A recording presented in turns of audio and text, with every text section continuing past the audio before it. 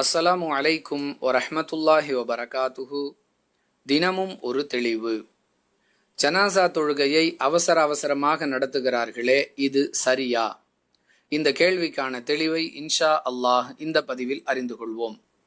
அன்பிற்குரிய சகோதர சகோதரிகளே, மரணித்தவர்களுக்காக பாவ மன்னிப்பு தேடி நடத்தப்படும் தொழுகைக்கு ஜனாசா தொழுகை என்று பெயர்.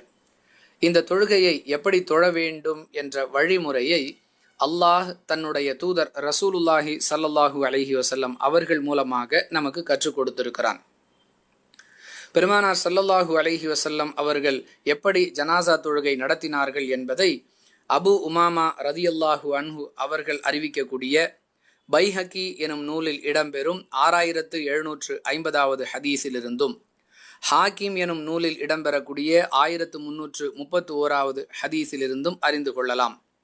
எத்தனை தக்பீர்களை அல்லாஹுடைய தூதரவர்கள் சொன்னார்கள், ஒவ்வொரு தக்பீருக்கு பிறகும் அவர்கள் ஓதிய வாசகங்கள் என்னென்ன என்பதெல்லாம் இந்த ஹதீஸுகளில் தெளிவாக பதிவு செய்யப்பட்டிருக்கின்றன.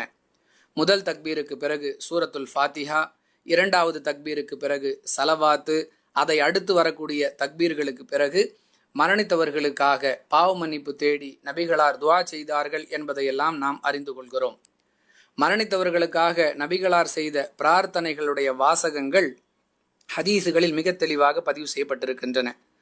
முஸ்லிம் எனும் நூலில் இடம்பெறக்கூடிய 1756 மற்றும் 1757வது ஹதீஸிலும், அபுதாவுத் எனும் நூலில் இடம்பெறக்கூடிய 2756வது ஹதீஸிலும், இப்னு ஹிப்பான் எனும் நூலில் இடம்பெறக்கூடிய 3076வது ஹதீஸிலும் இறந்தவர்களுக்காக நாம் ஓத வேண்டிய பிரார்த்தனைகள் என்னென்ன என்ற வாசகங்கள் பதிவு செய்யப்பட்டிருக்கின்றன.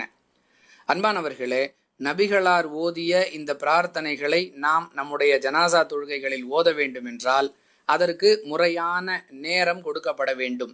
அவசர அவசரமாக அடுத்தடுத்து ஒவ்வொரு தக்பீரையும் சொல்லுவதன் மூலமாக நபிகளார் தொழுத முறையில் நம்மால் ஜனாசா தொழுகையை தொழவே முடியாது என்பது உறுதி. எனவே ஜனாசா தொழுகையை நடத்தக்கூடிய இமாம்கள் ஒவ்வொரு தக்பீருக்கு பிறகும் ஓத வேண்டிய வாசகங்களுக்குரிய முறையான நேரம் கொடுக்க வேண்டும் என்பதுதான் இந்த கேள்வி கேட்பவருடைய எதிர்பார்ப்பாக இருக்கிறது என்பதை புரிந்து கொள்கிறோம். கேள்வி கேட்டவருடைய எதிர்பார்ப்பு என்பதை கடந்து இப்படி செய்வதுதான் நபி வழி என்பது இந்த கேள்விக்கான தெளிவு. வாஹிரு தஅவானா அனில் ஹம்துலில்லாஹி ரப்பில் ஆலமீன். அஸ்ஸலாமு அலைக்கும் வரஹ்மத்துல்லாஹி வபரகாத்துஹு.